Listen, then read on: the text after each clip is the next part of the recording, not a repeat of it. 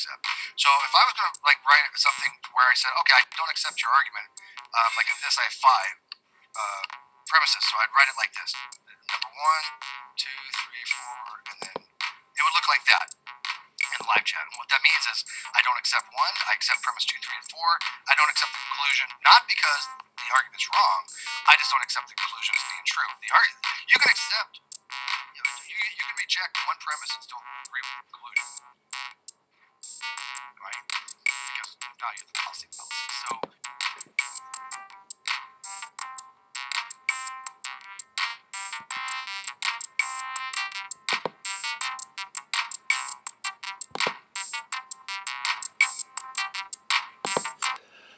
So, that shouldn't get a copyright strike because I sped up a little bit of that Berg's music. But it was a good intro.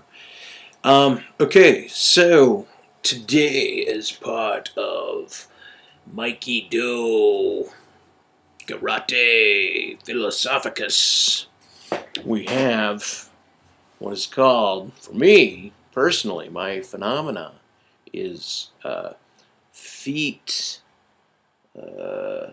pain, feet burning. It's Mike's masochistic feet burning technique, which you guys can only learn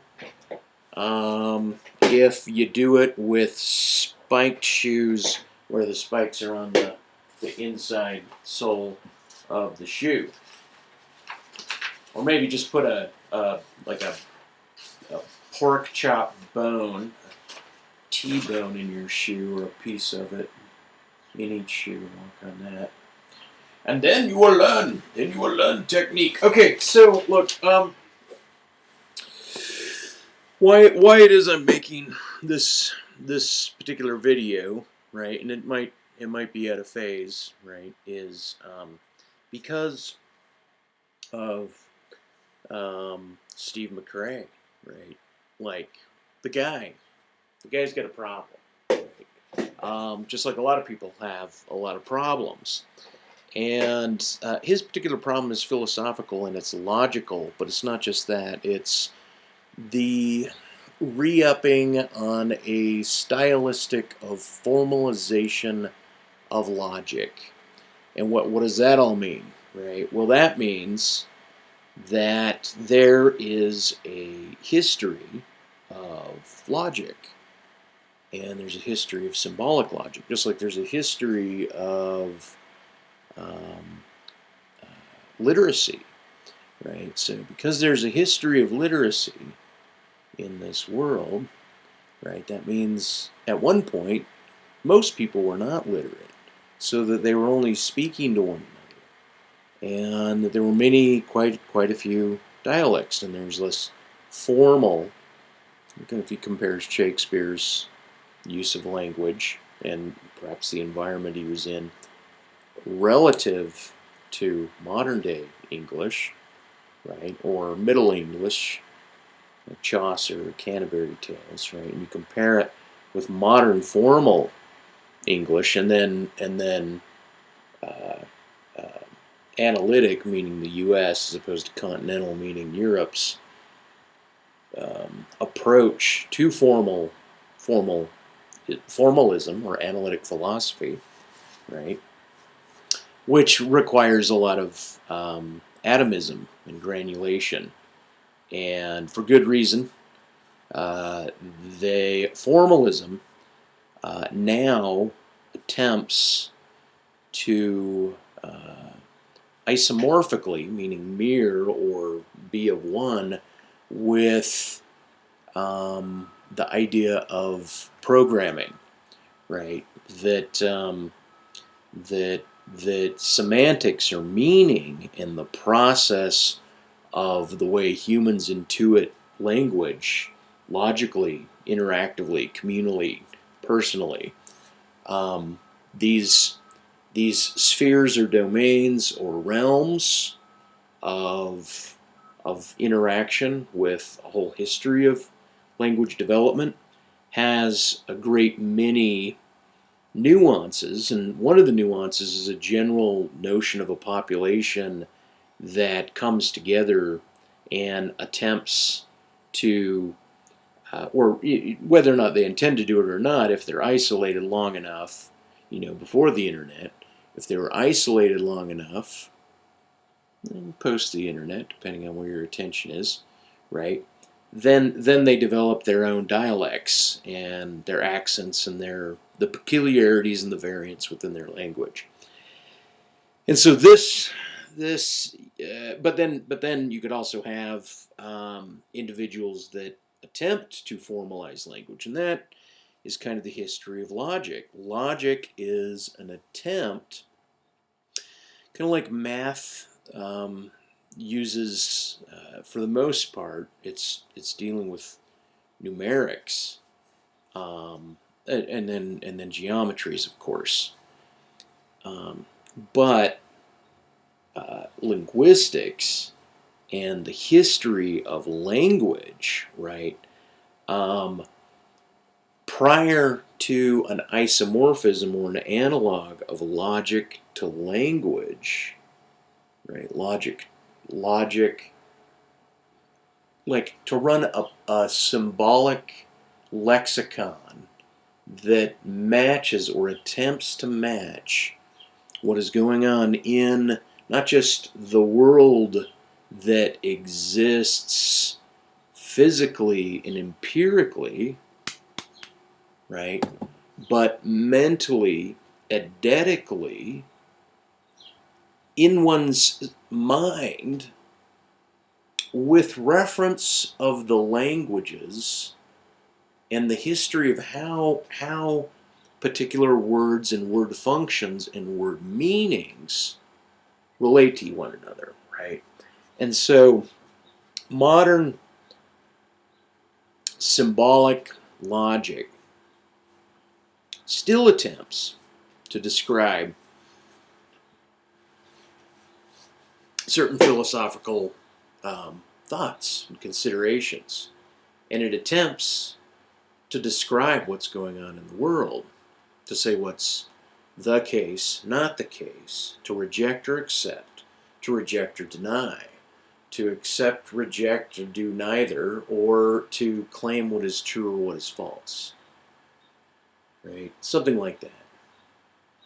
And so basically logic is like a meta off of language, right? And a lot of what it is that we do speak of in terms of operations, physical operations, have a general organismal, human-to-human language speaking recursion language capable, unlike the Piraha, who just line up everything, right? They don't, Jim doesn't go down to the river and then come back. Jim goes to the river, Jim gets water, Jim comes back. But it's not an embeddedness, it's not a case, it's not a set. So naive set theory, right? Naive set theory is a type of notation that is different than predicate notation. I think I have that right? A predicate logic notation. I'm certain that there's some crossover between these notations, just like there's can be crossover between mathematical notation. But generally, mathematics is parenthetically kind of pushed away from, or locked away from, or not included within the description of modern formal logic, right? And so the modern formal logic talks about often what one believes, and the thing about what people believe is an interesting analysis. The motivations behind argumentation about what is free to be thinkable is often eschewed, pushed away, or excluded from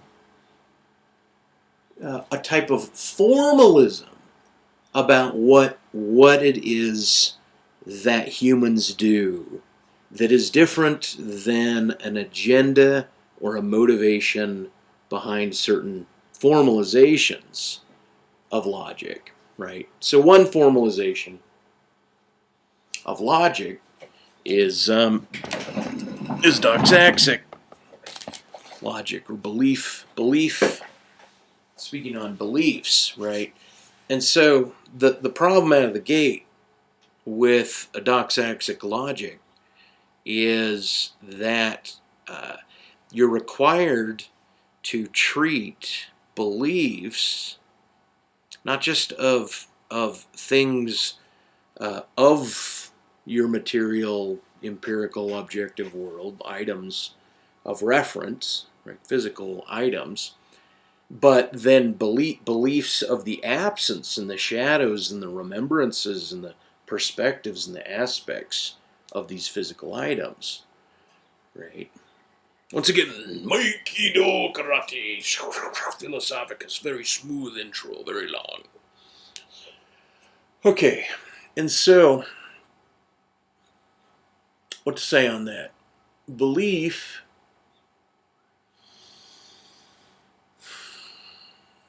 there's different types of believing, and there's different types of using a word such as believe. I believe, and belief, and to believe. To be capable of believing as opposed to or being different from the possibility, what is possible to believe, right? So, but modern formal current logic on this notation, predicate logic notation, is B for belief, and then belief in what, right? What is going on in modern logic, right? Now, what we have here is we have it's propositional logic, right? And the problem with propositional logic, well, first, propositional logic is an analysis of a proposition. So generally, when one is using belief, and they're going to speak on belief, it seems to be a mega zeitgeist, or the zeitgeist, touch is to say the greatest question of all is whether or not God exists. Well, to some people, there's no doubt. To other people, that's all there is doubt, or there's no evidence of. And there's probably other variations on how one can come to consider a relationship or an indexing or a categorization of an idea that they're possibly not so fond of or familiar with, or maybe even aware of. But a lot of people seem as if they've come to a notion of what a singular God or gods, as opposed to like a being within a god, like a womb of God. Then you have gods and goddesses, or God and goddess, or just God, the monad, the one, right? Anyway, to break from Maya into Brahma is a different topic, right? Or to pierce the veil of Maya, to find Brahma, is a different topic. Anyway, the point is, so in formal logic you have B for belief, and belief of what? Belief in propositions. What kind of propositions? Oftentimes they're in reference of things like a Brahma or a God. So the proposition, God exists, right? You have a relationship to that. Then there's the atheist proposition of either I suppose it's either I lack a belief in God as being what some will argue is the minimalist view, the lowest common denominator of atheism is a type of lack. But what is it a lack of? It's a lack of belief. B, right? So one could say that belief is either you're holding the idea or you're lacking a holding of the idea, right? So so they're just going to say, they're not going to say that the idea can be, existentially, communally, intergenerationally sound. It's whether or not it's your relationship to that particular belief, right?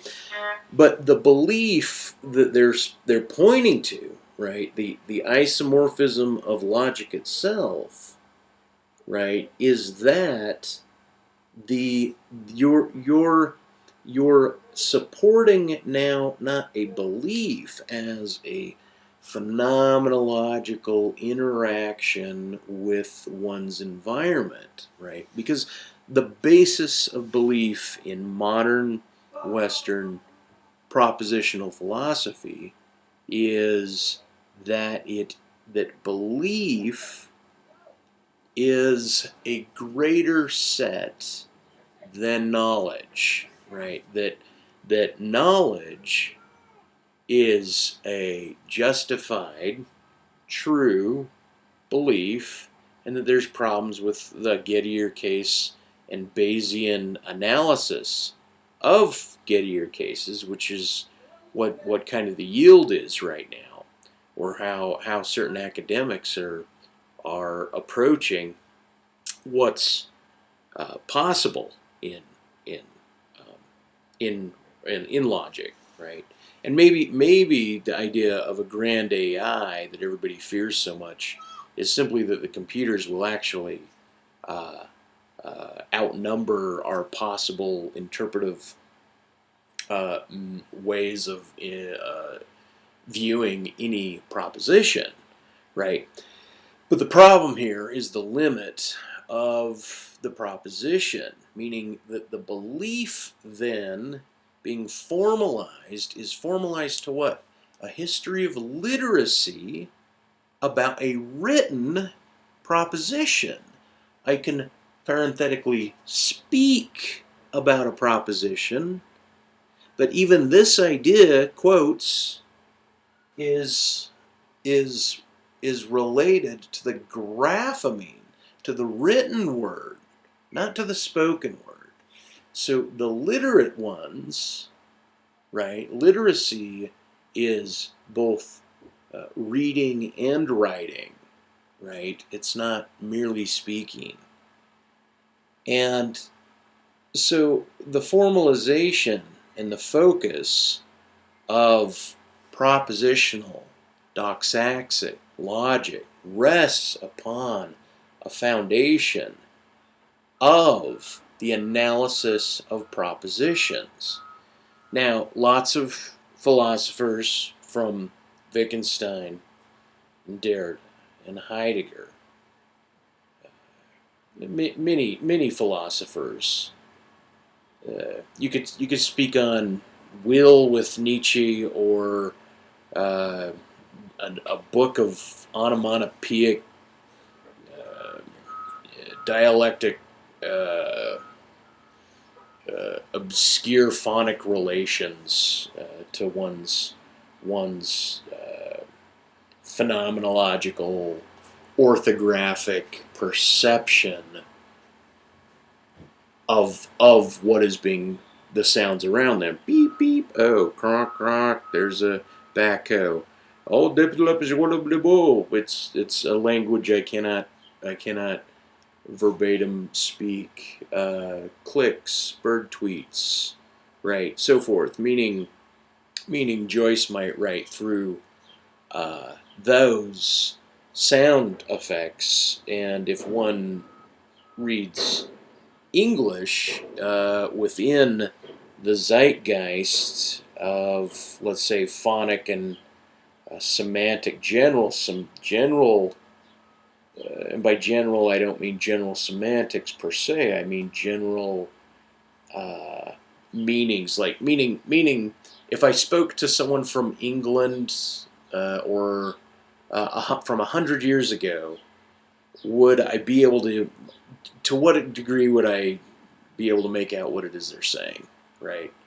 And then maybe, what's the variance within that population if I met everyone in that population, right? Would I understand more some of them? And to what degree would I understand the one that I knew the most?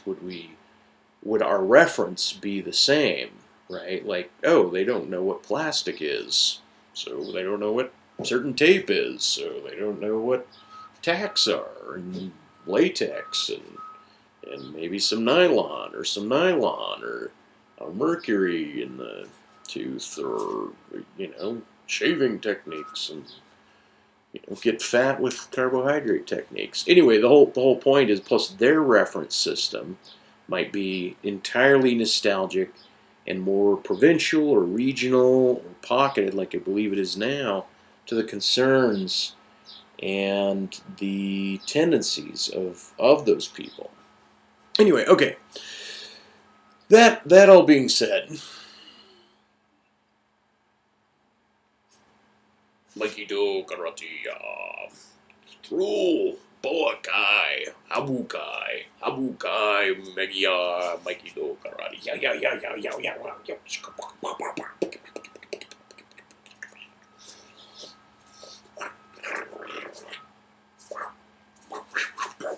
Okay, so whatever that was. So anyway, God, this is actually really not the most expedient way to give you these ideas, and yet my organism and my being are chronologically dilated, such that if you want, speed up the video, right? If you're, knock it up a couple notches and see what you think. A couple quarters if it's not, if it's indexed that way, like 1.25 or 1.5. Okay, so anyway, the point is that not BP or BP in formal logic means the belief of a proposition, right? But my point was to say that propositions are different distinctively from the phenomena of belief, right? Like you don't believe that you're hearing me. You don't believe that you're understanding at least some of the words coming out of my mouth in an ordered fashion. You understand them. It's on the surface, where the surface is the core, right? It's the beginning of your senses, right? And hence it is part of your phenomenological, organismal world, right? And that, what you don't recognize, like perhaps you don't recognize the feeling of whatever is behind your lower back right now, if anything, air, clothes, heat, cold, light, the front of a chair, someone else's back, who knows, a bed, who knows, right? Whatever that is, right, is a focal movement to your organism away from where your mind phenomenologically was when I started the paragraph about what belief points to, what it refers to, right? And so in Western formal logic runs into kind of an Ouroboros of eating its own tail when it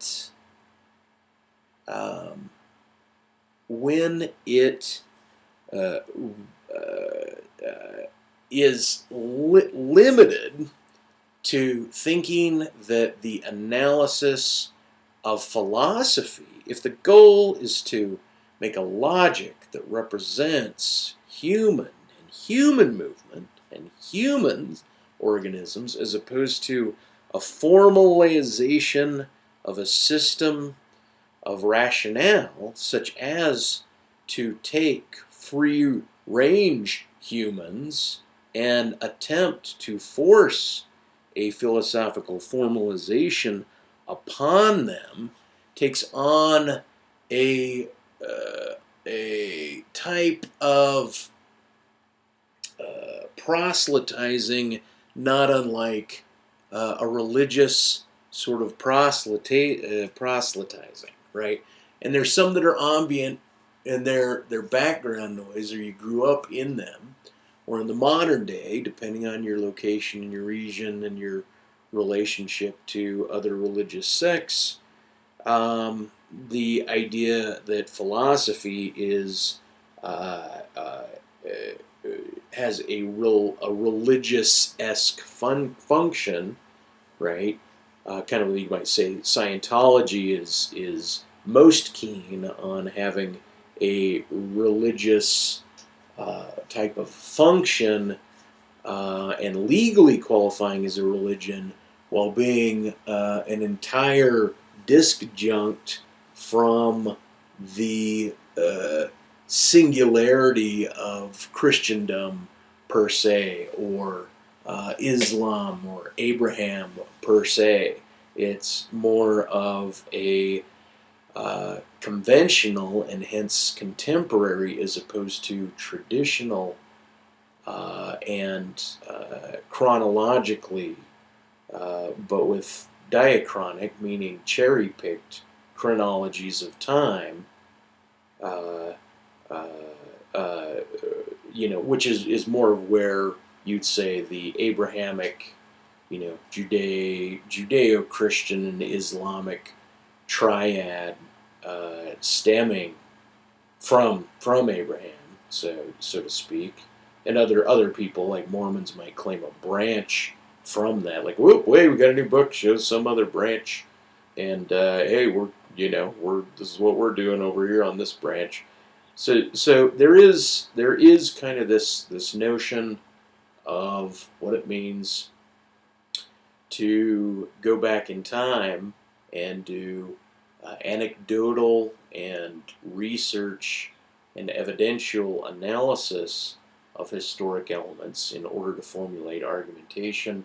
Then there's new evidences that can appear, that could inform one, and then there is the overwhelming amount of evidence that goes beyond most humans' broadband width. Therefore, humans like to include themselves, right? And so I think what's going on in, at least with this video, Steve Mcrae's video, and his personality type, and the ilk of, you might say, the crises of modern logic.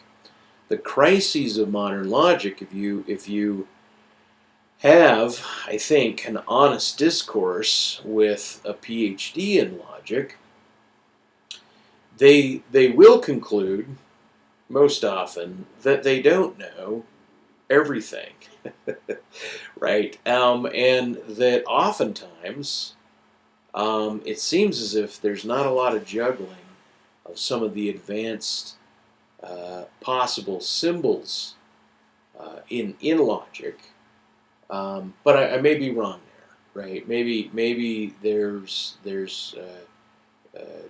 throwing up symbols to each other like mathematicians throw equations to each other. And if that is the case, what I have up here at the top is a new logical symbol. Right? God, I feel like such a crazy mad logistic scientist here. Okay, so the term is imbricated. Imbricated. I am BRCA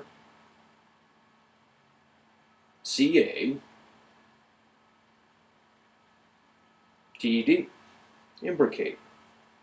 I believe that's right.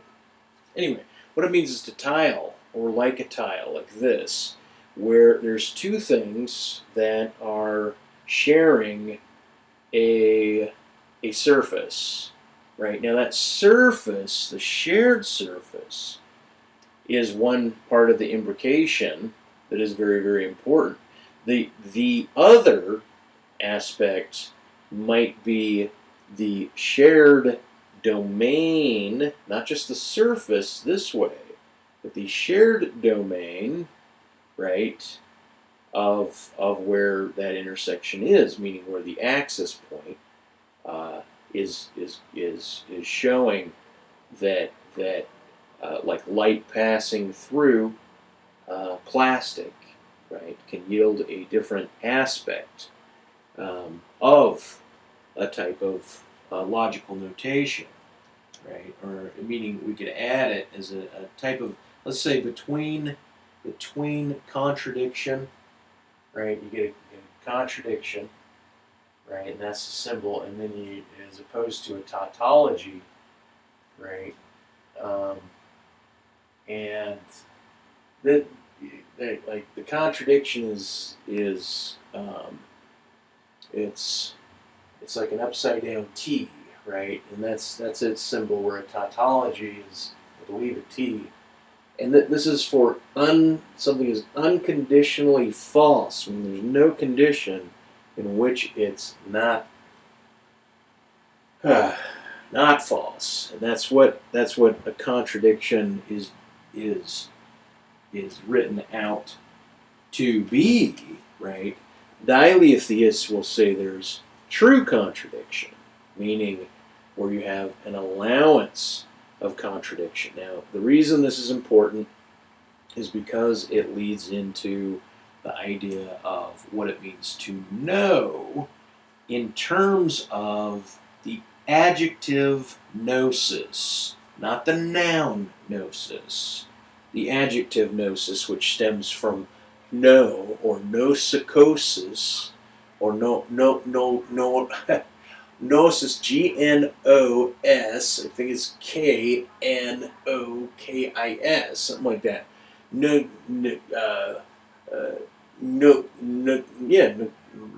Nikosis. Someone else look it up. Anyway, the point is somewhere between a contradiction and a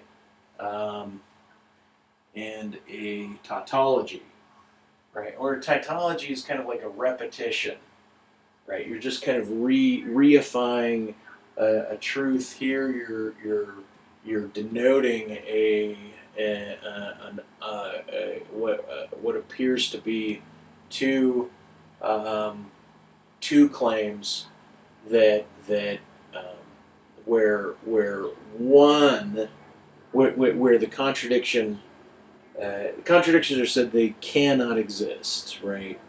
I have a book that talks about how contradictions can exist. They do exist, right? So here, for example, but before I go there, okay. So here's the imbrication, right?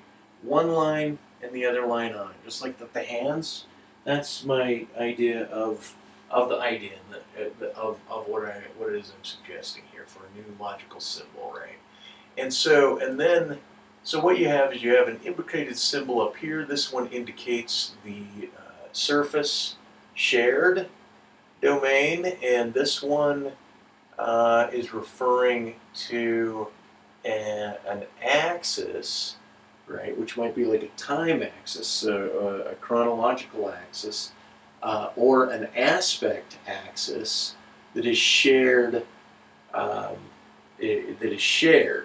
Right, between two seemingly contrary ideas, right?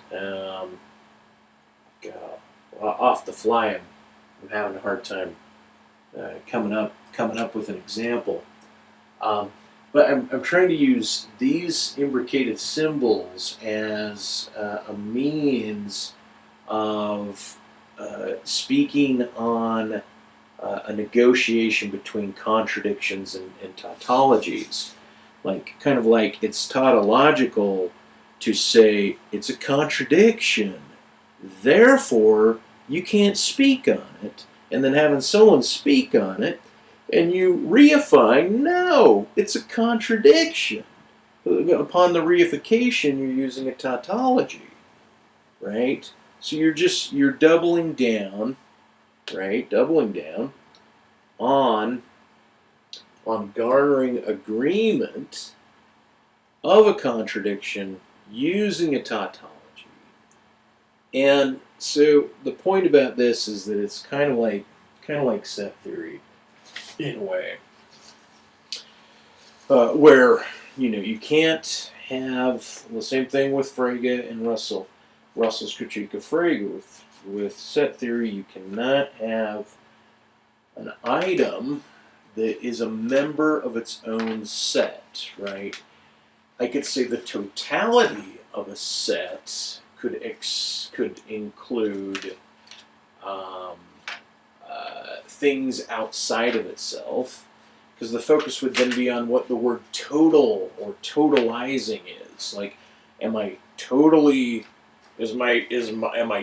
outlined now by purple sheet? I think so, right? So, and yet there was plenty of space right here between my back and the sheet that wasn't actually imbricated, not sharing a surface with the sheet, right? My back was not sharing the surface, but the outline of the orthographic of my body should be within the domain of the sheet from your point of view. So that difference, the distinction between the problem with formal logic is there's not symbols, or it's seemingly not functional for engineering's sake. Like, engineers still prefer math as opposed to logic. Why is that? Because, and I'm not, maybe I'm wrong. Maybe I need an update, and that architects and engineers are utilizing modern formal propositional logic on their blueprints, right? As opposed to just math and then English, formalized English that metas the math, because math is metating the numbers and measurement and ration, and logic is an attempt to analyze both the semantic and the applicable domains that are referenced in the world. And yet, some people will say existing worlds, right? In all possible worlds, there exists. In all possible worlds, there exists, or existing in a possible world, right? Where then on the next hand, existence, right, is referring to that which is ontological. In this case, existence of a possible world could either be that which is possible in an abstract sense, or possible in a video game sense, or merely an ephemeral, non-rearticulatable expression or semantic meaning that one person picked up from another person in conversation, and their mind created a sensibility out of it that may be articulable, but might not be of the same articulation of the person who they believe they were interpreting. The exegesis, meaning the extraction of knowledge from a text, can be used for logic. because I believe there should be a symbol, right? Because there's already symbols for. Let me do this, right? I'll show you what I'm talking about. There's already symbols. Yep.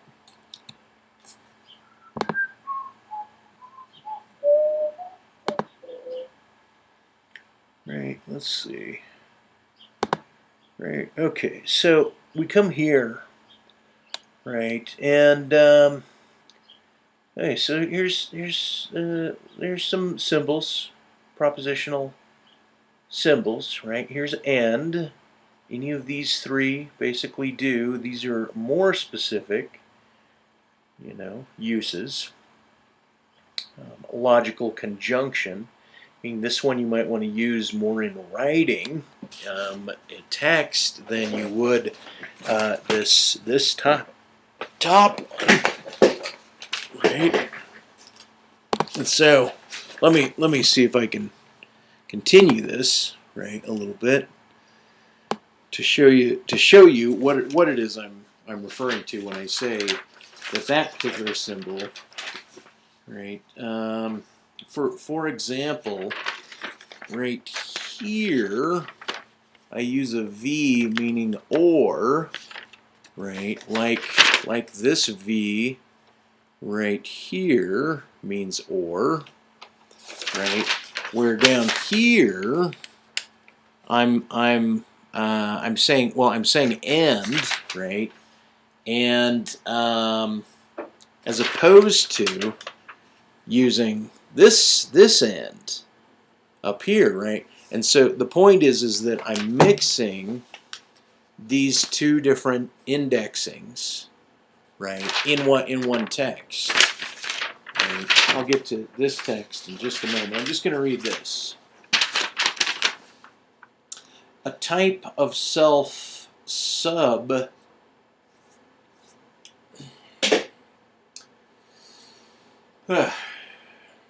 one second.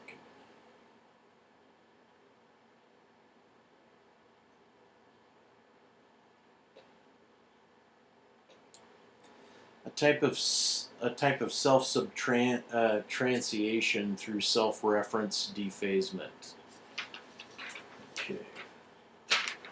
What? That doesn't mean anything. That's semantical. That's rhetorical. There's no way to say what that means. Okay, so there's a lot of crap going on online with this Steve Mcrae guy, where he wants to die on a hill about disjuncting the history and the use of the word agnostic as it has been intergenerationally used and colloquially as not knowing, right? But then so he'll go on to say, right, and he's got a cadre. He's got this guy Ozzy who tried to make this job, like make this hatchet job, right? Hey, we're going to cut the A off because agnostic is referring to Gnosticism, right, as opposed to gnosis or no root stem, as opposed to the nosokesis, the two knowing, right? And so somewhere along the lines, the noun of Gnostic or Gnosticism, right, became slightly disjunct from the adjective of what a Gnostic is. So there's an adjective description of not what a Gnostic person is, but an adjective of what Gnosticism is, or what a Gnostic idea looks like. An adjective like this sheet is purple, and this sheet is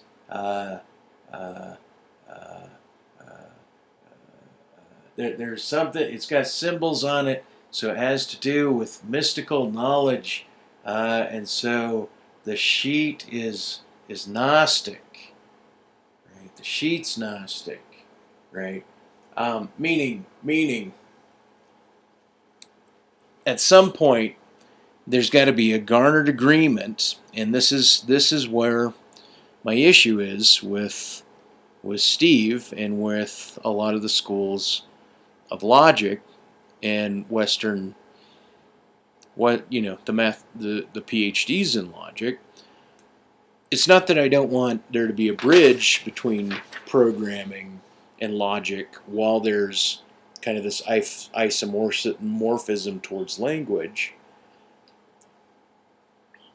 Meaning that it would be very interesting to assume that the computers not only heard us, but heard our most intimate internal states of affairs, as if there was necessarily a one-to-one translation, like that my mind is entirely transparent to something like a God that is metaphorized through Google, right? Because my whole environment is one matrix, and I could segment off and say, well, media, my interaction with you folks, is this facilitation of data, has a synthetic or man-made element to it, where items in nature, or even manufactured material items, they're in my matrix, and they also have symbolism within them, so there is a media environment. And even if it was a a manufactured house, then the medium of the house informs you, right? And so then you get into the idea of being a puppet within a matrix puppet show, or a lot of people go absolutely berserk when they're kind of redefined externally to themselves, and they become awoke, or they're rebirthed, or they go through an existential crisis and stigma, and it may be ongoing, and it may be resolvable or unresolvable. But anyway, so here's my problem with what's going on with this, right? So I write atheist as in not a theist or not theist, right? And I almost wanted that to be a versus, right?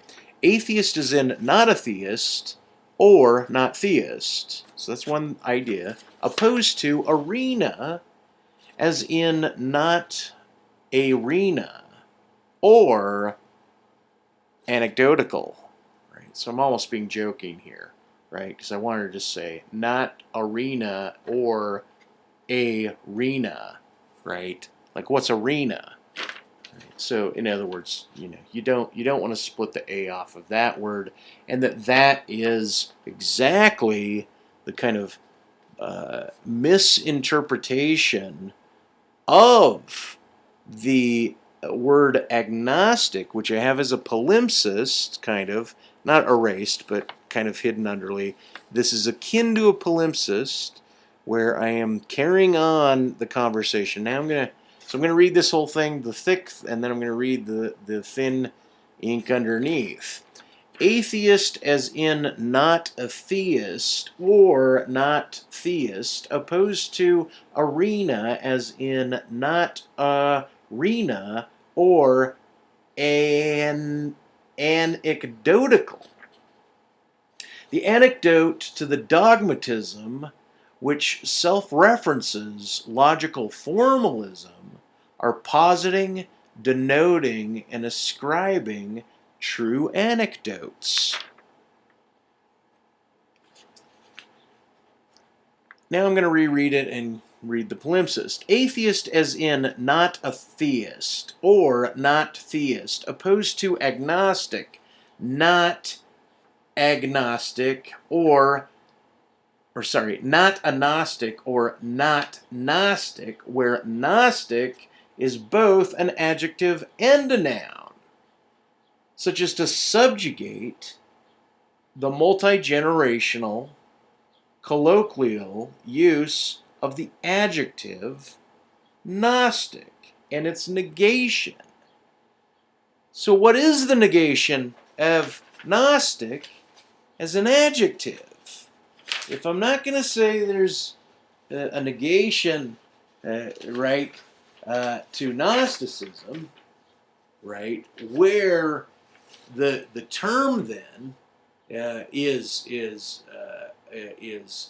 truncated, where the main bodied term, right, knowing that Gnostic stems from gnosis or nicosius. Here, let's pull that up. Right, I pulled it up earlier. Let's pull it up. I need to. I was a little. What do you call it? Ahead of this curve a tad, right? So Gnostic relating to knowledge, especially esoteric mystical knowledge. Adjective, relating to knowledge, comma, but especially this kind of knowledge. But still, it's relating to knowledge. And then an adherent to Gnosticism. So that's the dictionary. Then you go to the etymology, right? Okay. Then you go to Gnostic, relating to knowledge. That's how they do it as the adjective version. The adjective is what's in question here, Steve. The adjective. What is relating to knowledge? An imbricated relationship to knowledge. Especially mystical or esoteric knowledge of spiritual things. 1650s Greek. Oh, right here. Gnostikos. Knowing. Good at knowing. Able to discern. From nostos. Known.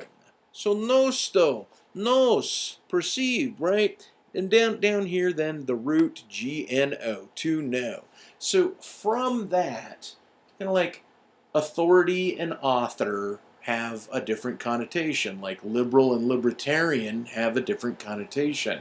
But police and polis and populace have, and policy and politician have a common root, just like know.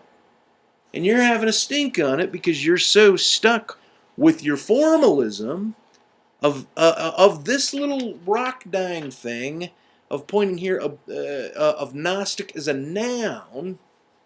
Gnostic as a noun is the believer or believer in mystical religious doctrine of spiritual knowledge, right? So the whole idea is that the referent, when one says they're agnostic, is talking about their ascription and description of themselves. They're self-ascribing the term Gnostic, right? The term they're ascribing happens to be an adjective that is describing their position about relating to knowledge, not about their connection to any spiritual doctrine, right? This is a disjunct, right? And so that's the point. It's a subjugation. So all Steve is doing, in other words, right, is he's subjugating the intergenerational colloquial use of using an antithesis term like a, meaning not, because the history of the formalization of logic as it echoed back to the language was to look at certain terms as core, where Gnosticism being coming from the know, right, is more contemporary, more recent than higher up on the stem of time than just saying a no, a G N O, meaning I don't know, right? No, they say I don't know. Relating to knowledge, no, I don't know. No, Gnostic, K, right? And then the phonology, the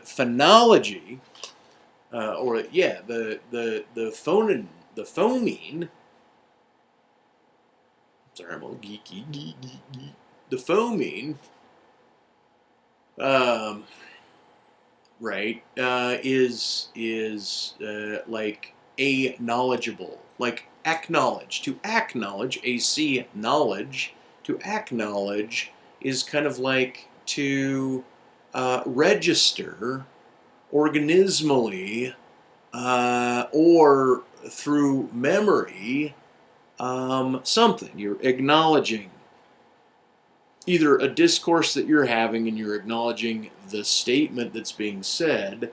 You could acknowledge a memory or come to something like an eidetic or an a priori knowledge about something that you're recalling, provided you trust your recall, or that you trust a reconsideration about your recall, right? Which a lot of people then utilize this ability of imagination to somehow be a logical evidencing that somebody is possibly misremembering only that which they could make claim on at all in the first place, right? They have their own self-stemming phenomenological domain from which to speak.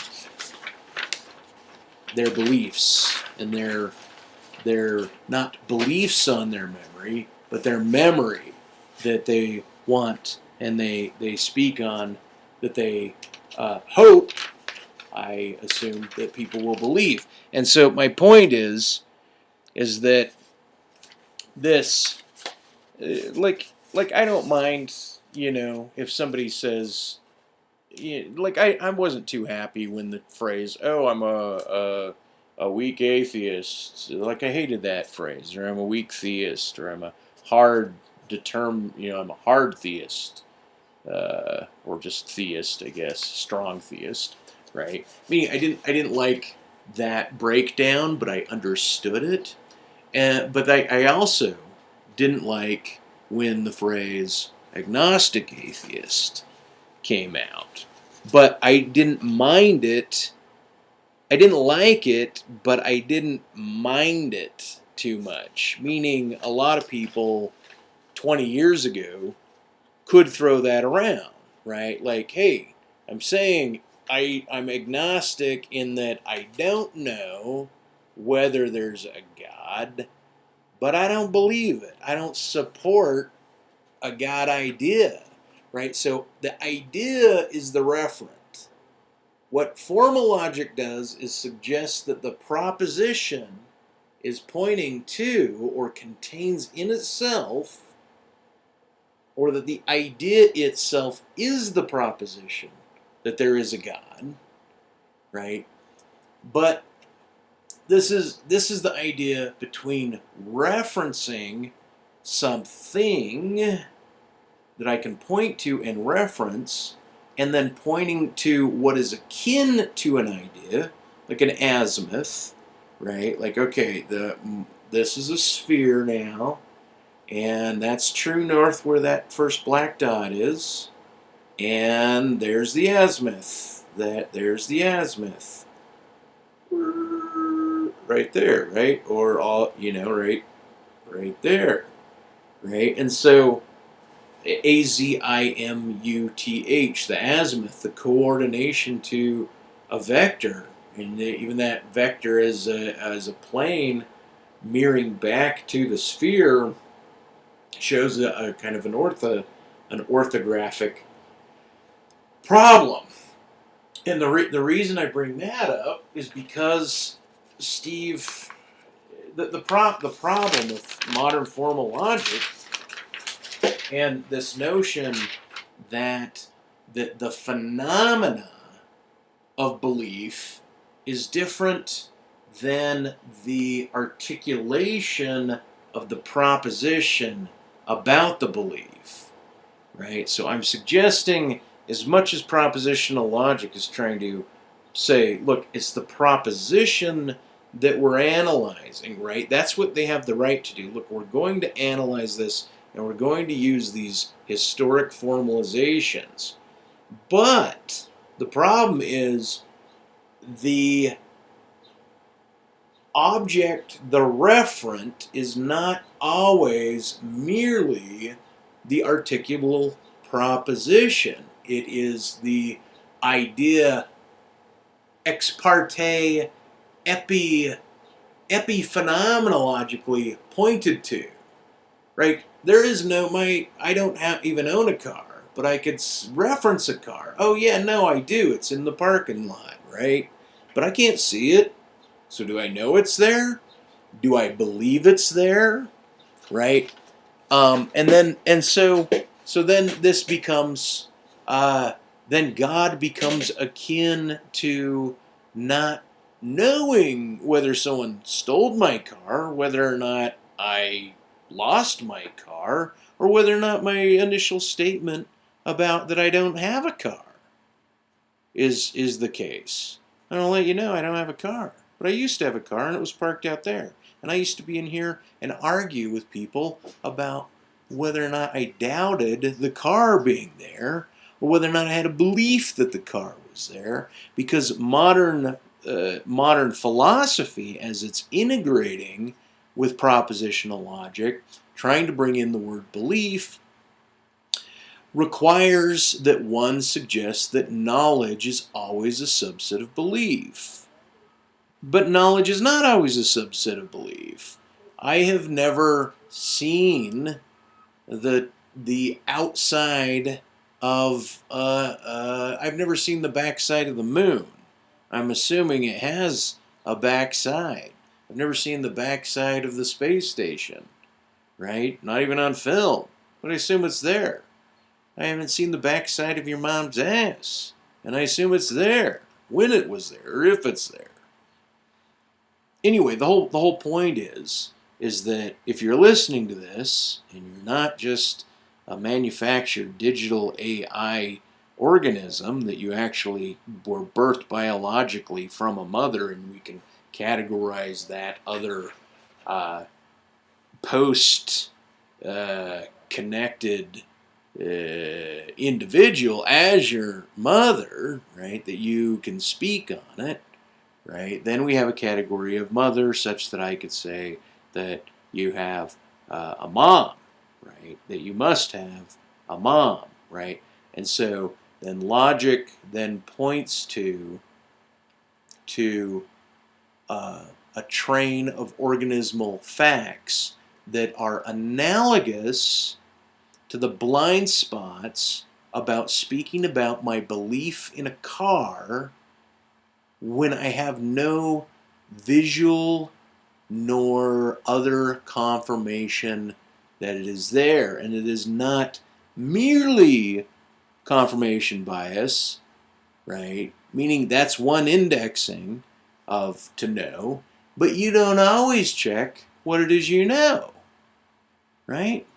I didn't know this was going on for an hour, right? It says an hour and 13, but took me about 12 minutes to get going, right? But anyway, the whole point is, right? The whole point with Steve Mcrae and formal logic, and this is finally when I guess I get serious about it, is that it's relatively it's kind of hyped up, and there's a lot of preferential positions about different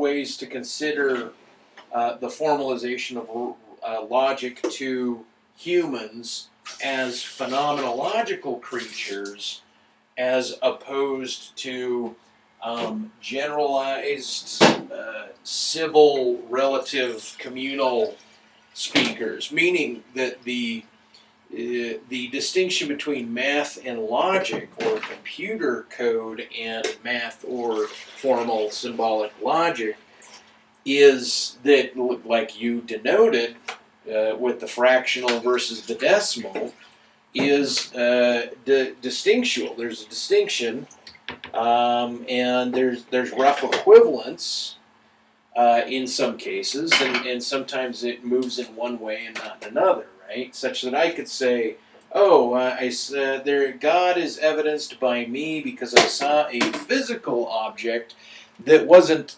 material, but it seemed to emanate light. So I say I grant over its physics, and it went through a material physical wall. Well, how could it have done that? Well, there's ionic bonds and there's covalent bonds, and perhaps the ionic bonds were bound. Ionic bonding and covalent bonding shifted from one level to a more condensed level, allowing a greater support when ionic bonds were falling apart, hence allowing a physical object to go through a material / physical object like a wall. Right, because the material is energetic, but energy is not necessarily materialistic.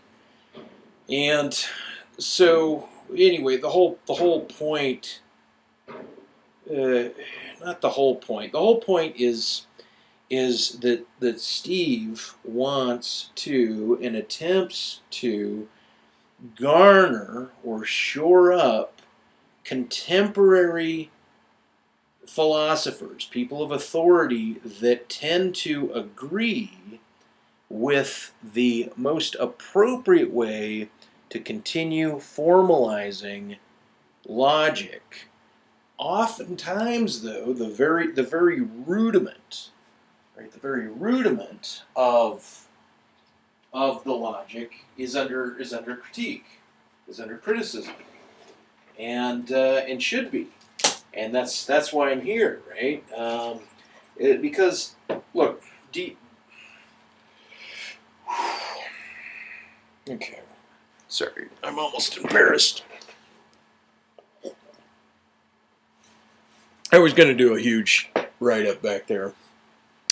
Look, the whole idea is that every single point of form, any point of verbal discourse, the structure of the language, like a semiotical descriptor, like when one takes logic and then they attempt to formalize, let's say, a geometry of what's being said. Oh yeah, there was a tree and a cat was on top, really close to the top of the tree, and there was a bird that just landed at the base. And it was really interesting how this cat, from afar, it was being watched by a dog, and the cat was beginning to descend while the dog was beginning to chase the cat. And you could tell that the dog didn't see the bird because the cat was trying to be sneaky and ran down where the outside where the dog could see the cat. The cat couldn't see the dog. And I could see what was going on with all three, and so that kind of anecdotal description of a possible field of relationships, right? Talking about these animals and this tree and these kind of movements has some problems still. Meaning, I guess what I'm saying is I think that predicate logic is a rough racket, right? And it's different than set theory, which is different than computational math, which is different than other types of math, such as just any indexing of a different type form of technique of running a symbolic analysis against the world of things or of measure or of ideas it becomes somewhat complicated. So the idea of formal logic would like a type of universalism to it, and the problem is that it's not backstepping to more informal logics and uses of language. It's trying to restrict use such that in this argument about an agnostic atheist being somebody that has a relationship to knowledge that is not necessarily uh, uh, falling within justified true belief, right? Because what does it mean for my car being in the garage to be true? Is it me telling you that I lied when I said that I didn't have a car? Is it me informing you that I do have a car out there right now? Is that meaning? Is it are you gonna take my word for it? What is your verification ability of my car being out there? You don't have it, right? You don't have verification of the car being out there, and neither do I now. So is it true that the car is there? Well, I don't have verification that the room next door is still logically there, that it even has an inside, right? I can only see the other side of a wall with an implied notion that that room is still there. There's no physical evidence that it's gone, but there's no, and if it was, you'd think I would feel it. But maybe I would think the same thing, like, oh, if my car was gone, I'd feel it. So I'm not justified in believing that it's there, right? But the problem with justified true belief is that what makes something true is that it's justified, right? That there's an angle, that there's an intersection, that there's an intersection. But in lieu of access to my car being out there, like Wittgenstein in Uncertainty was very good at saying, look, you trust the world until you have reason to not trust it, right? When there's an injection of doubt, either through your senses. Otherwise, it's fair that the stasis of a position of belief is exactly the same size as the knowledge, meaning that knowledge is not a subset of belief in this case. That knowledge is there, and that the more one is confident, right, then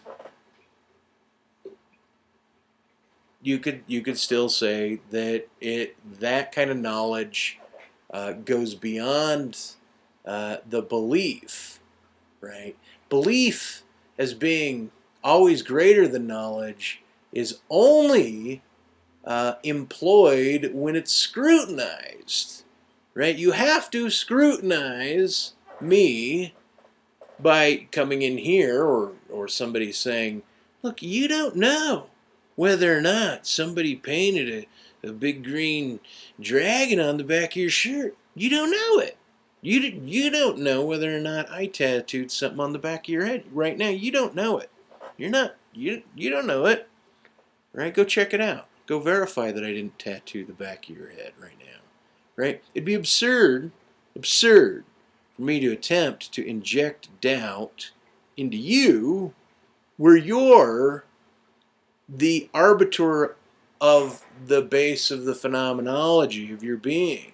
You're the one speaking about it. So, ascribing one's paradigm of logic and their historic referencings, right, becomes in dispute.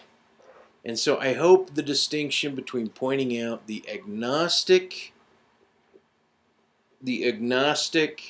atheist, A as negation, not operator, has a use both intergenerationally, because they speak of people who have used the term agnostic to mean that they don't know, and that they may be undecided on an issue, colloquial, in common use, who have passed, while passing that information on to another generation. And I believe there's at least 3 generations of that use, at least, right, of the not operator. Since formal logics, Frege and Wittgenstein and Russell started solidifying, plus many others, I'm sure, right, getting into the mix of what it means to formalize logic, and then formalize logic's relationship to philosophies of propositions. And my critique is that the analysis of language does not allow enough parallaxes. By parallaxes, I mean like an azimuth or relational conceptual possibility, lexical possibility, like items within a video game, right? Because video games often, like land games, represent their isomorphic to the world, doesn't mean that an eidetic lexical field, because it's formalized through things like Grammarly or proper formal English use with a preference of simplification over long description or laborious content, right? Where a truncating or a type of reduction, not like an Occam's razor reduction towards the lexical field is considered most optimum or efficient, and that is preferential, right? Different than this kind of video, which is really quite long-winded, unknown. Anyway, so that might be an indicator. Nothing. Okay, good. Okay, so look. So the point is this: is that belief, Doxastic logic in its formal sense, B, capital B, not capital B. Here we go. Okay, right. There can be 2 different indexings of belief on a formal sense, and we're going to use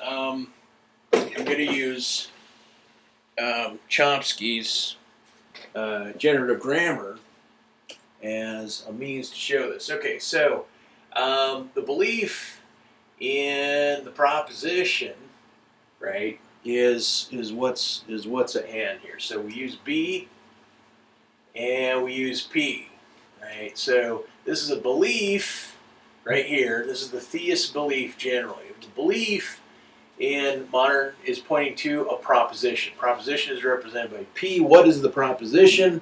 Well, in the what's considered the great question for some arbitrary reason is of belief has to do with God. Why not cars? Well, there's preferring of God. So the proposition is God exists, right? So P equals God exists. Once again, let's go up here. Let's write the word imbricated. Imbricated. Imbricated. I-M-B-R-I-C-A-T-E-D. Imbricated for my symbols of the surface shared between 2 categories and the domain of an orthographic or vector projection of that shared surface, right? Such as to suggest that the category itself is not merely a statement, but it is an adjective of something voluminous. So if I talk about the realm of epistemology, in the realm of ontology and the domain, a subjective personal domain of phenomenology, like phenomenology as a referent, right, is pointing to the idea that I believe or that I know that you guys being like me share an internal consciousness.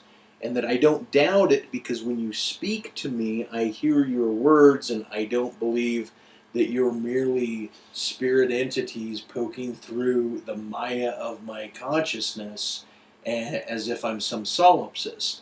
But I'm not capable of thinking that. I'm also capable of thinking that and even believing it or insisting upon it or migrating my belief towards that just to have people fetter it out, right? So I don't prefer a solipsistic center of the universe belief because I believe difference in my mind is not always one-to-one. Like all of my neurons are not one-to-one with every fact of every other molecule in the universe. There's more molecules in the universe than I have molecules in my skull. Right. Okay, anyway, so the proposition, right, is a belief. So, okay, so a theist believes in the proposition there is God exists, right? So, then you get the atheist, right? The atheist is that they believe or they don't believe in the proposition.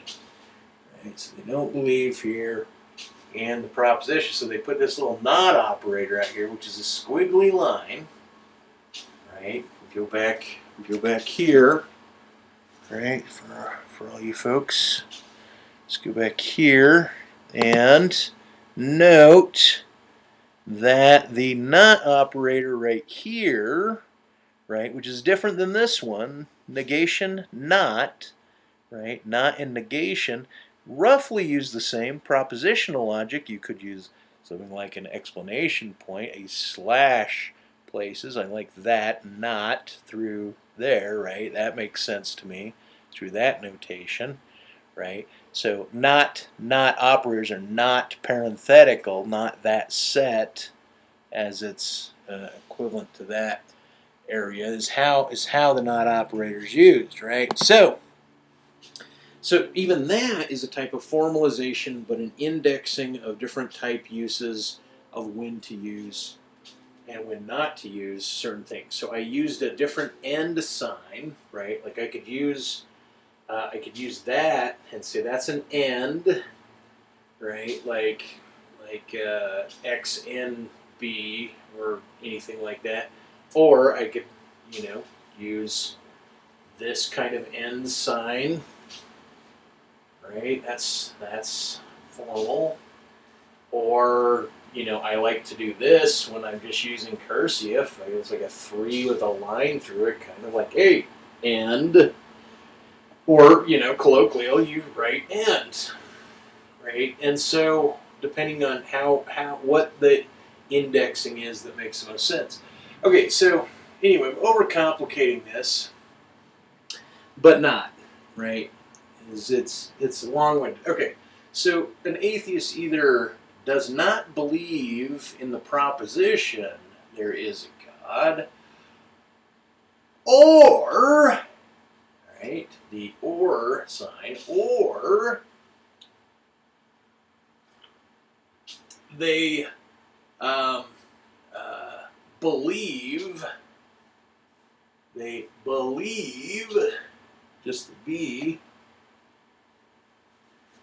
in the negation of the proposition. Right? But now instead of a not P, I want to use that not. Right? Now my point of doing this, right, is to talk about further notation with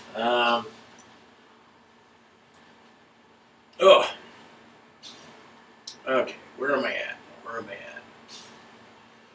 Okay, because I can still use the same same code. I prefer that one because it makes the proposition distinct, right? Because belief then becomes categorically a problem. So so Chomsky's normative grammar or generative grammar would be something like, let's just do T C, right? And then here we might go A lowercase T C, and then and you kind of adjust cases, right? Where you're going to go A lowercase T lowercase, and then an uppercase C, right? And so, and basically, Chomsky's generative grammar is to suggest that certain indexings of certain variances take on slightly different roles, even though generally they can be exchanged and considered the same, right? So uppercase ATC up here, right? On a matrix grid, you can denote the difference right here is that the two A's are distinguishably indexed differently, right? So this is 1, 2, and this would be 3 of the generative grammar, right? And that's kind of the imbrication right there, right? Like the generative grammar, the symbol of that shifting could be something like that, where the domain, right, could indicate the grid, the codic, right? Because in propositional logic, one could then question their relationship to belief. Like I said before, without articulating it, I can believe, without even thinking about it, one could say, like by default, I believe that there's items behind me. I don't have any reason, and I could never verify, even with a mirror, unless I trusted the mirror, right? What is behind my skull? There has to be some verification of that, but in lieu of that, you don't distrust it, right? The organism doesn't distrust certain senses about itself, meaning if it's rational, then it has some assumptive basis from which to begin, right? If one wants to believe in a root, right? So anyway, my point is this, that in some cases, right, if we're writing this out, right, this is the atheist position, right, and then another position of belief could be a lowercase b, right? Like, hey, I lowercase believe in the proposition of God, right? And so this would be like a rewriting of the weak. It'd be a different indexing, but it'd be similar to saying a weak atheist, right? Kind of like, I once heard of the term God, but I didn't know that there was a Judeo God and an argument between, Yahweh or Muhammad or some sort of title claimed to or towards God, right? At some point in my development, I learned that, but before then, I just had this generalized notion of what was referred to when my parents or community, other people referred to God, right? And that itself comes from a history, living in 2019 in the location that I did with the experience that I had and all of the culmination, right? And so, but then one could even say, like, people, before they could read the Bible, right, the whole community, when more people didn't have access to newspapers or Bibles on the whole planet, or even the written word, there could have been a lowercase b, like where this b indicates a non-grapheme, meaning where this b references something with no symbol, right? No graphic symbol. And so if that's the case, right, like if it's possible that this b represents that, then this proposition, right, is probably phonic and not written. It's not written, right? And so if this proposition is implied, capital P, is implied phonically to a from relative to a phonic community or a base belief, right? Then you could say, oh, now we have BP, right? To lowercase, right? Oh, you want it? Okay, wanted an atheist BP. Let's just throw the little not sign on, the happy little not sign, right? Sorry, thank you. And okay, and then we've generated a matrix, right? So now we got capital B and lowercase b and lowercase, and so this one's lowercase down here. So then we'll charge that indexing off to show that imbricated relationship, right? So that now we have a new distinctive generative grammar showing a slightly different indexing and hence different referent domain than the formalization of logic. So the whole idea is this: an anti-foundational logic requires, right, a finding the joints, any variable. It could be the diacritical not mark. It could be the belief itself. Just focus on what it is that is stated to reference. And so if you say, well, that comes under the justified true belief model, then and that's the one you accept, that's fine. You could say that the Bayesian model, right, is instead of belief as a justified true belief, but belief as the Bayesian belief. Then you could show that relationship, that indexing right there, right? And so on first pass, we had one whole different type of matrix. On second pass, right, this is like reconsideration with an imbrication, right here, right? So you got the P shift down here, right? You get the B shift up here, where somebody approaching now the grapheme, right? So basically I've split this indexing twice, right?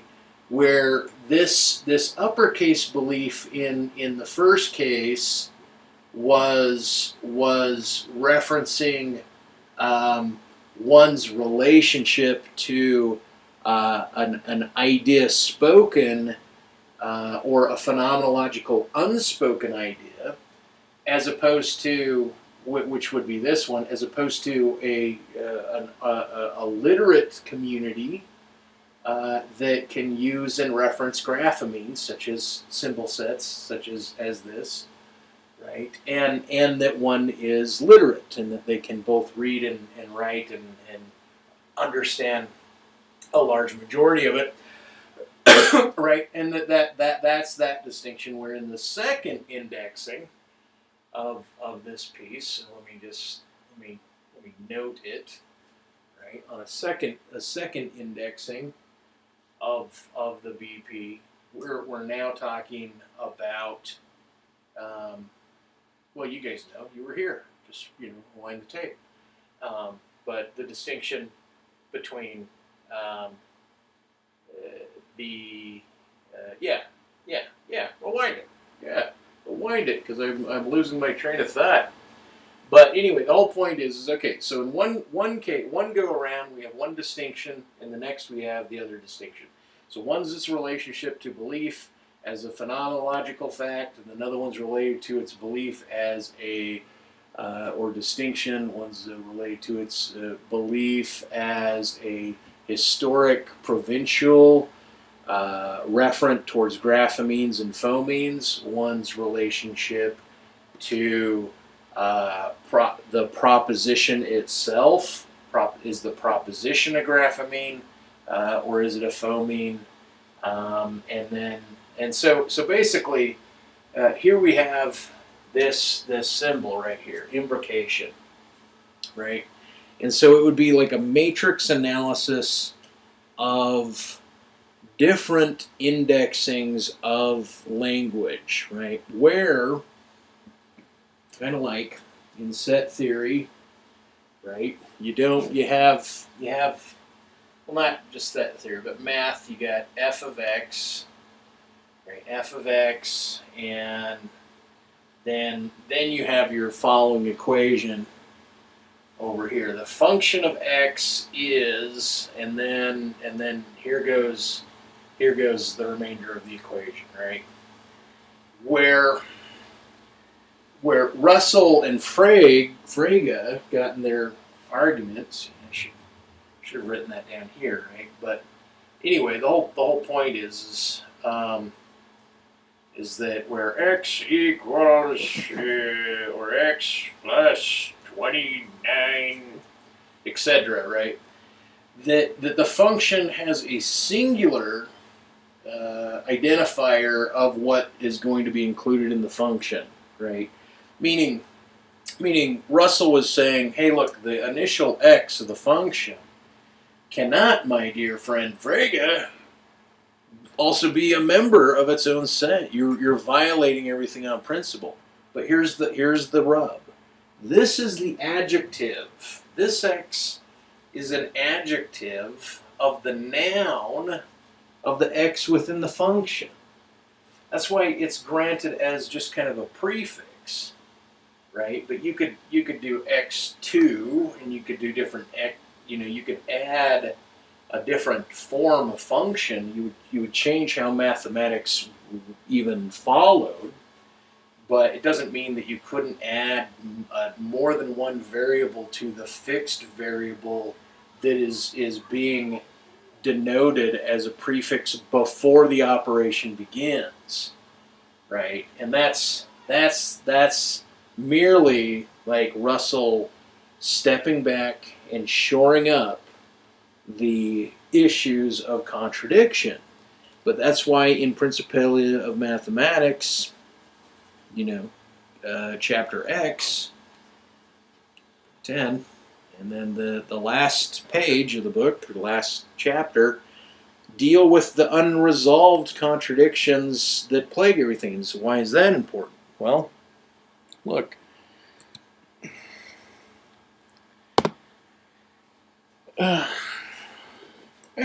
Please.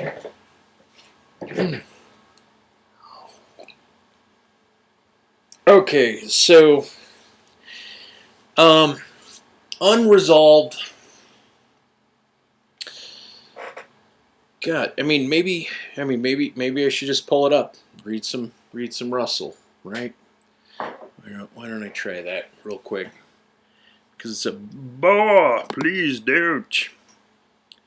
Okay, there's predicate logic. There's there's Bertrand Russell's imitation. That's not what I was go for. Oh, what I was going to mention, right? Was this on higher order logic? Oh, okay. So first, that's what I was going to do. Orders of logic, right? And you go to orders of logic. What I really wanted was not this. It was the advanced symbols. All right, let's go to advanced symbols of logic. Oh, no, it's I think it's up here. Let me get to it. It's down here. Son of a gun. Right here. Right. Okay. So here's something you'll never see, or I have yet to see Steve remark on. Right. Is this symbol and this symbol. Right. The distinction between the two. Where this symbol, existential quantification, first order logic. This one, first order logic. Unique quantification as opposed to existential quantification, right? That's a different indexing, right? Like the distinction here is like adding the distinction of the function, right? If you added another variable, a type of different functionality, right, that indicates not a general scope, but as a not it's I'm not referencing generality as opposed to a tighter optic. What I'm referencing is a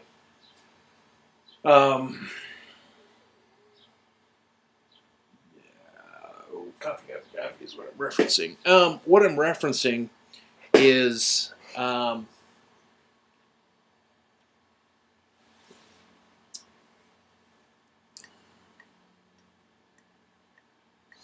and herein lies the rub.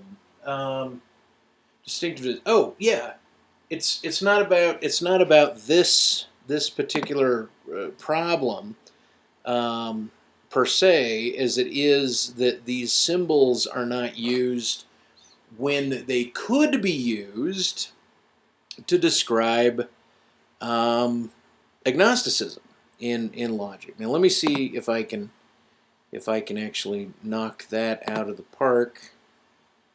I think it's going to be mega tough though, but that's not it. Where are you? Oh man. Yeah, man, not Gary either. Okay, so come on, man, come on. Okay, so we get down here to comment section, hopefully on Steve's video, right?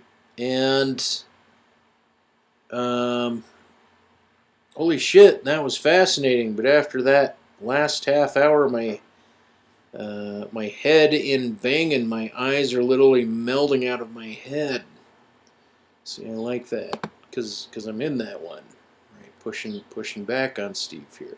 Because I'm basically criticizing his formalism, and that he's demanding that other people shore up their thoughts through a Bayesian kind of, preferencing of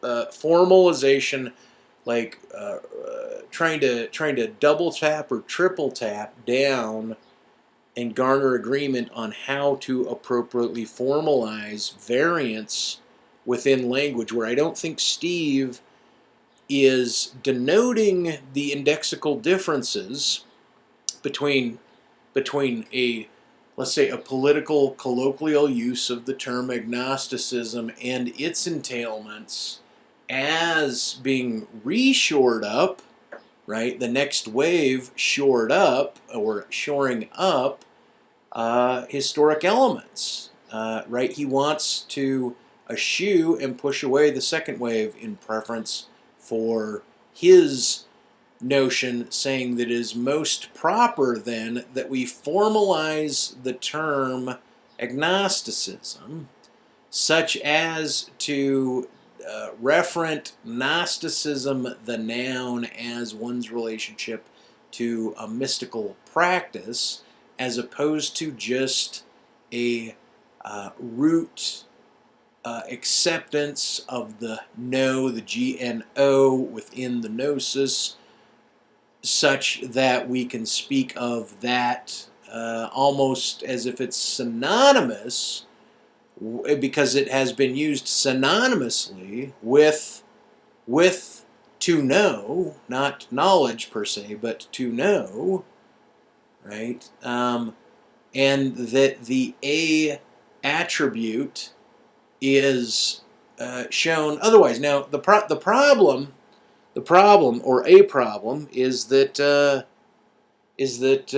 there is such a thing as right, like you can get let's say you have a theist and an atheist, and then you have one that claims, oh, I'm a Gnostic theist and I'm a Gnostic atheist, and then you'd have I'm an agnostic theist and I'm an agnostic atheist, right? And that's the double axial and inherited colloquial attempt, which has its reason to be critiqued. I'm not saying, I mean, it has been critiqued and it's valid, but I don't think sound nor preferable. Meaning I don't think because one thing is both valid and sound that it should somehow exclude semantical and isomorphic relationships to real human dialogues that are merely valid, right? Meaning that the valid ones need to come in as valid, right? And that there shouldn't be a preferencing towards valid and sound as if all things semantical are necessarily to be grounded in a singular categorical box. It is in fact that you could have a diletheistic, where you have A and not A, or not A and not A. And instead of that, you'd have the argument is sound and valid, and you could have the argument is valid in that it describes something that is sound and valid, right? But let's say not justified or in contra to another idea, like if you have a blue light and a yellow light shining on the same surface, your only referent, I mean, you might be able to see the beams of the source of the light through some medium of reflection like dust or atmosphere, water. But otherwise, you're just left with the intersection, the green, right?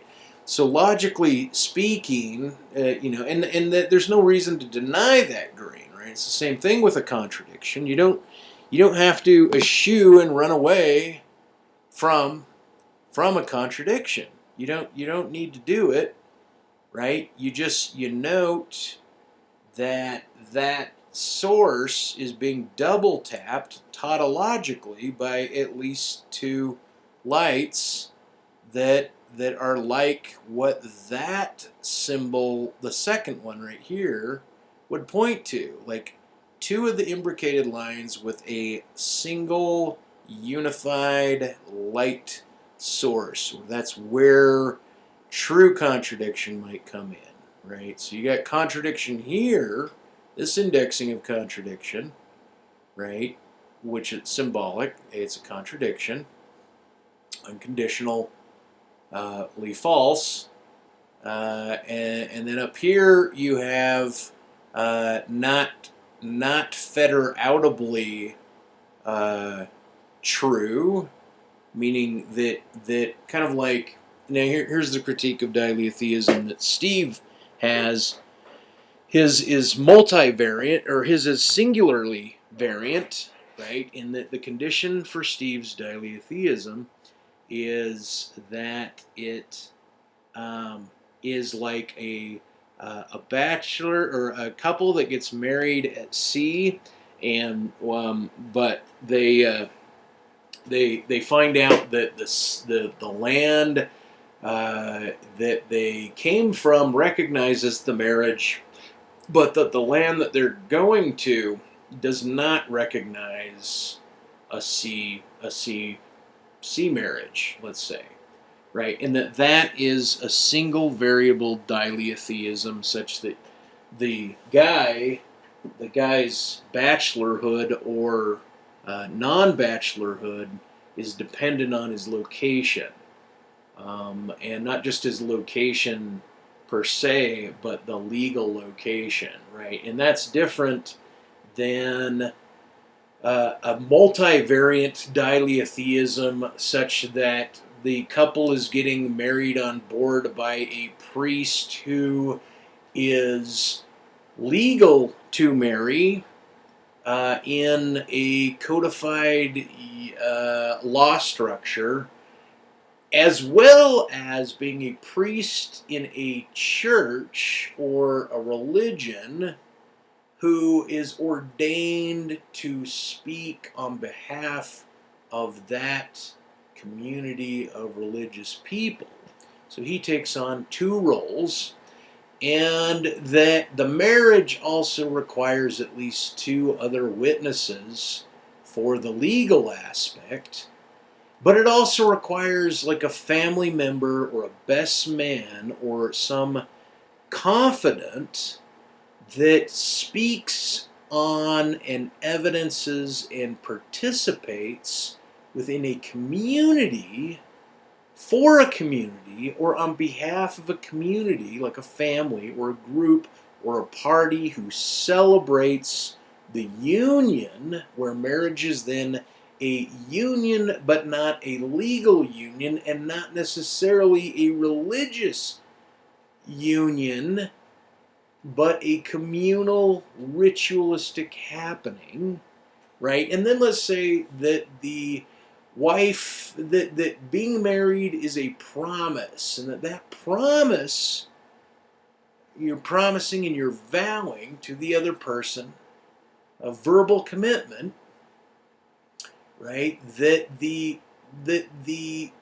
woman had promised herself and another at a previous time, let's say that she would only marry a Jewish man because she was Jewish, let's say, through the considered notion of her ethnos, or her bloodline being of this particular tribe, or supposedly from this particular group, right? Oh, I'm an Anastasi Jew, but I'm not rabbinical.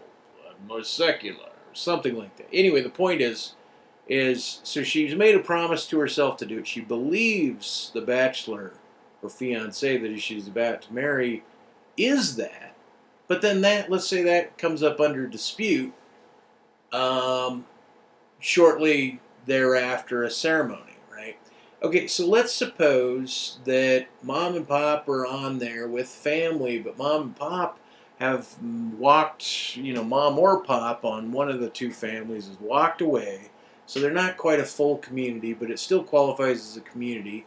Let's say that the guy finds out, the bachelor fiance finds out that he's not, in fact, Jewish, or that all of a sudden he's unsure whether he is. So that would leave her vow tentative, meaning that the vow of marriage might be able to be rescinded and hence not true or tentatively true if the guy's genetic code or qualifications, these migratical categories of what a Jew is, didn't come in. And then let's suppose that the priest, after the fact or during the fact, might not be aware whether or not his licensure was good anymore legally in one country as opposed to another, or both, and that he lost his priesthood from one church, right? Or maybe the church fell off the face of the earth, or he lost some respect or ability. And let's say that during the ritual itself, when the man is getting ready to confirm that he does take the woman, prior to kissing the bride, the priest asks him, now do you lawfully take this woman to be your bride? to heaven to hold and so forth, death to you part, if that was the vow structure that they're going to go through. And he says he's getting ready to kiss her, but instead of saying yes, he's kind of clears his throat. And then he's getting ready to say yes, and the crowd's like, yay! And he's like, you may now kiss the bride, and the bride grabs him, and they kiss, and the whole crowd cheers, and he says, I now pronounce you man and wife. And yet, in his mind, he didn't actually speak it with an intent or a sincerity, but he uttered something that was interpreted by the community, and perhaps he would never speak on it or unspeak on it again.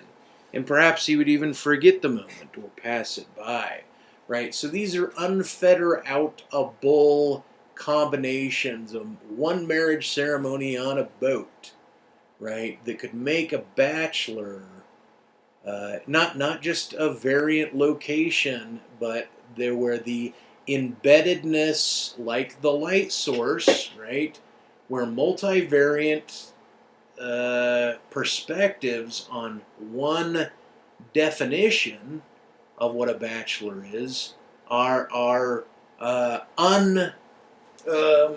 scrutinizable, unfetterizable. That the priest realized his license did in fact expire, but the guy at the clerk had died or something like that, so they couldn't process it, and he was able to go and pay for his license again, and hence their marriage was in fact legal, and there, as if there was no period that would allow kind of a like a layaway marriage program for priests.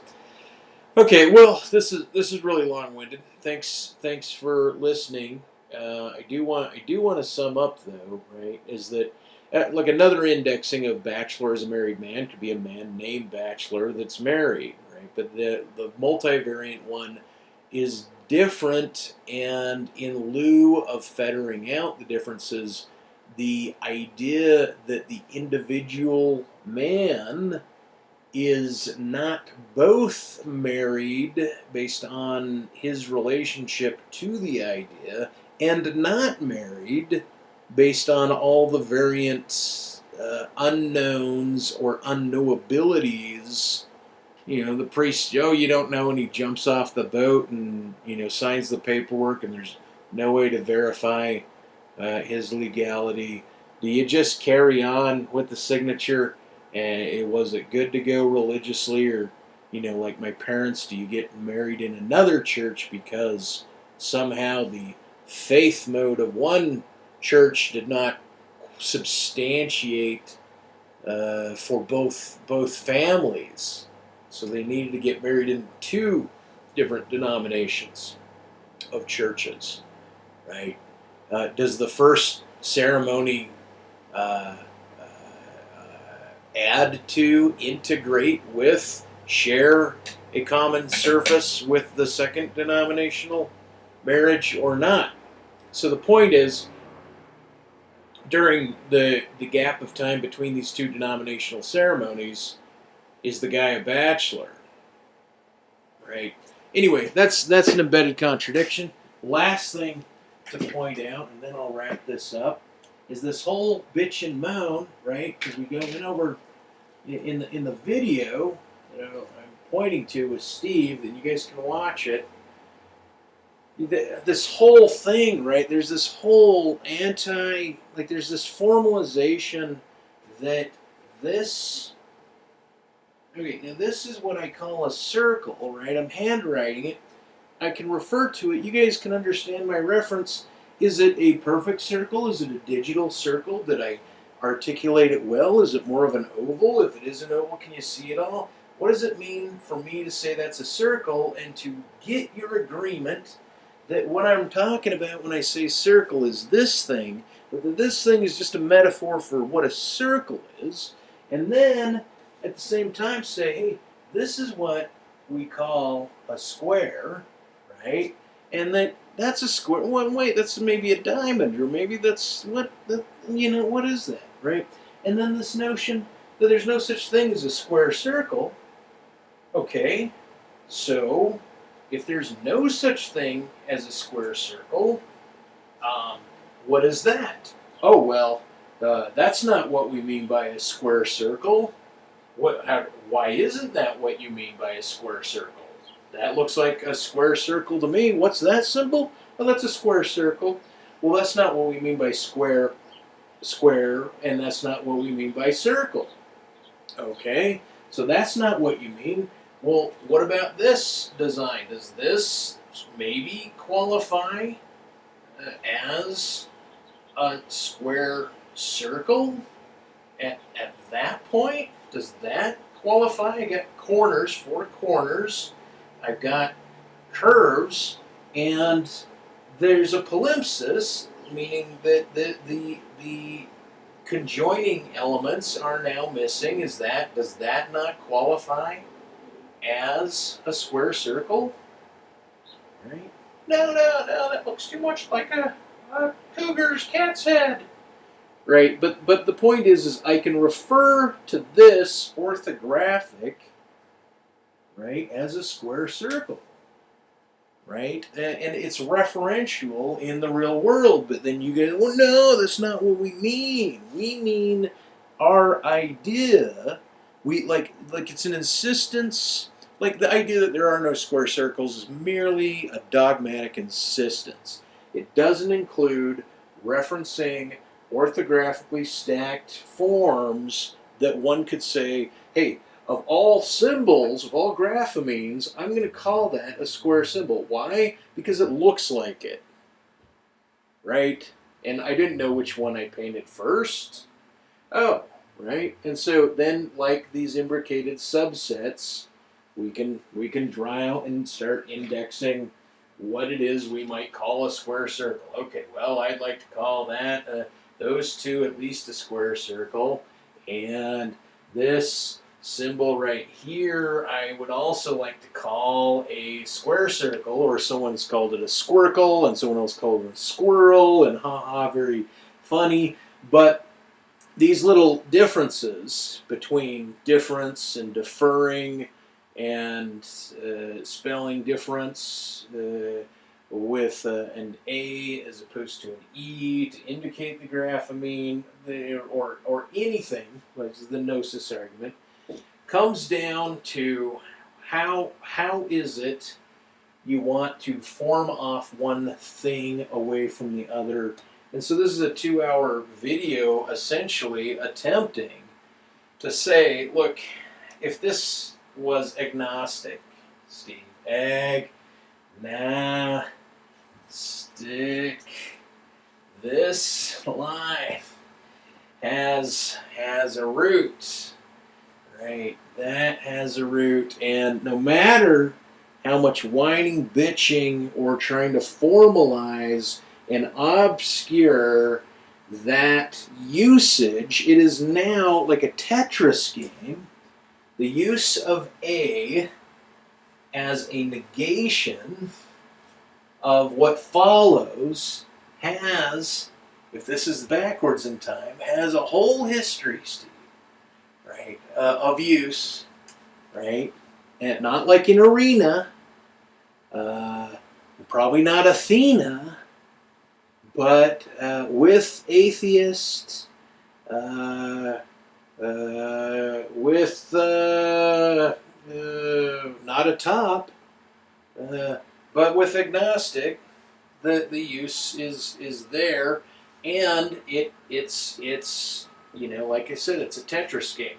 There's a whole intergenerational use of it, of using it, and that intergenerational use of the term of A like agnostic that goes over time is now locked in the history of logic and of use and of word use and of everything, right? And that as much as you want to clarify and formalize and double down on particular distinctions between like lacktheism and believing that the proposition, there's a distinction between I'm an atheist because I lack belief in a God, as opposed to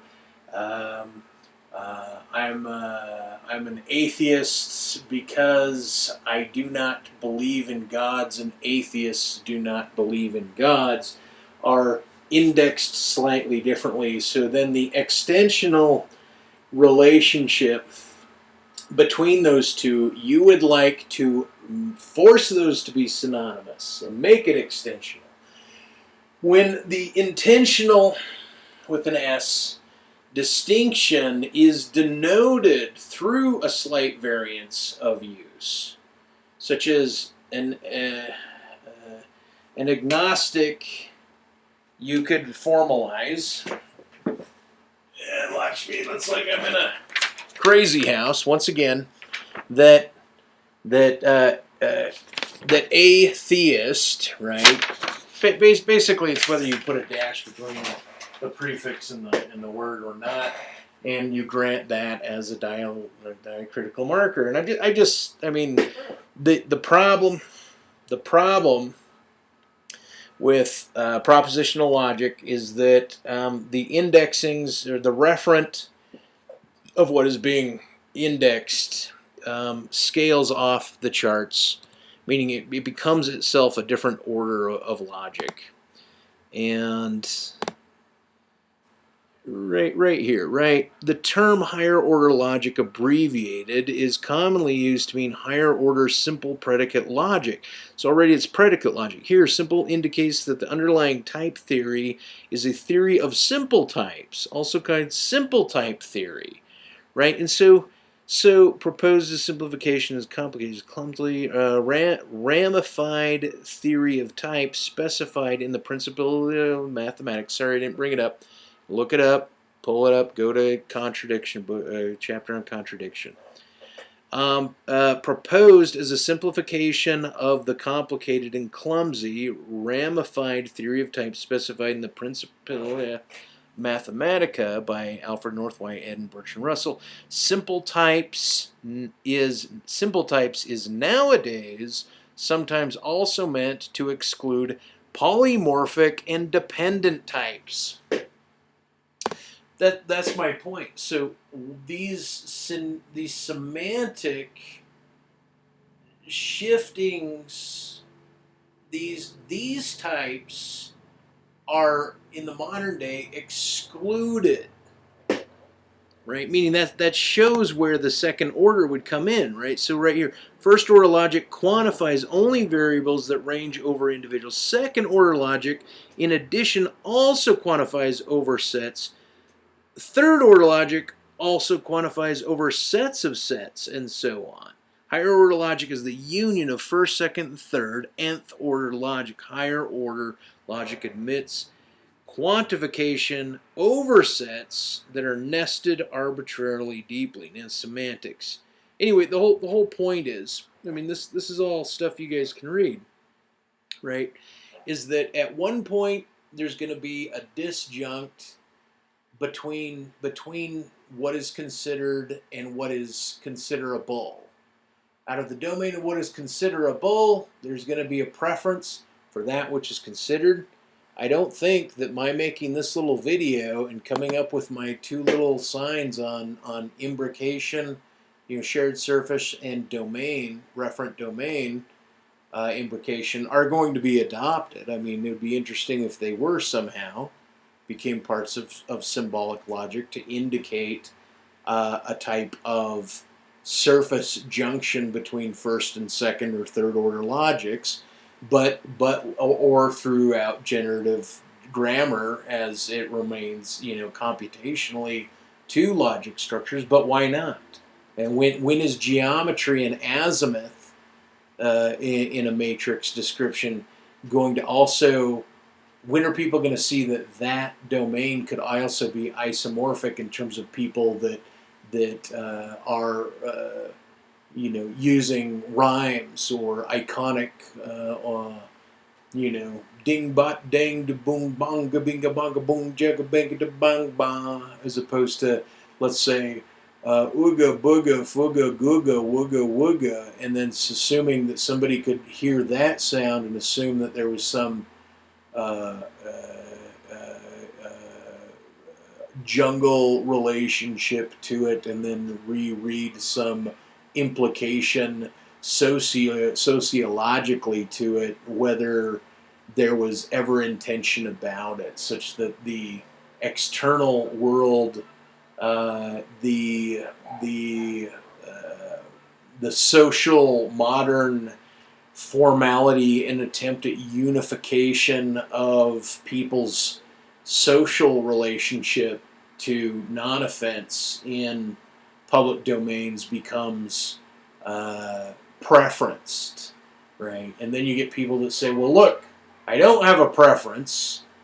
I'm just doing logic. I don't have a preference for... Now you're doing semantics. This is what Steve says.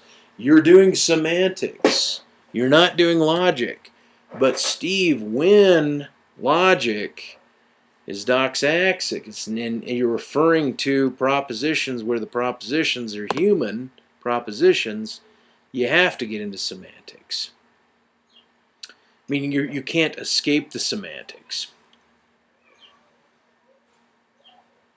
In Hankian semantics, a separate domain is included in each interpretation for each higher order type. Thus, the example of quantifiers over sets of individuals may range over only a subset of a power set of the set of individuals. Anyway, okay, oh man. At the very least, right, through all that, I might have a good ground to do a painting on. I'm selling that painting later. Anyone want to pay me $300 for whatever I finish on it? PayPal me. Vimeo. Here, let me get my Vimeo link. Okay, send me $300 ASAP through Vimeo. Right, you guys send that to me ASAP, and I'll mail this sheet out to you anywhere in the world. That's right, anywhere in the world. You got a original Mcrae art, and God knows that you'll love it, and it'll be the most valuable piece of art you and your family, unless you're part of Picasso's lineage, will ever own in your entire life. That being said, I am going to quit the movie and say bye, and hope that I was pleasantly numbing and maybe even understandable to your audio input as you drifted off, as you fell asleep, as you fell into the great abyss of sleep. Okay, bye. Click, click. Oh, it's not over yet. What are you gonna name it? What are you gonna name it, Mike? How about name it formal logical formal logic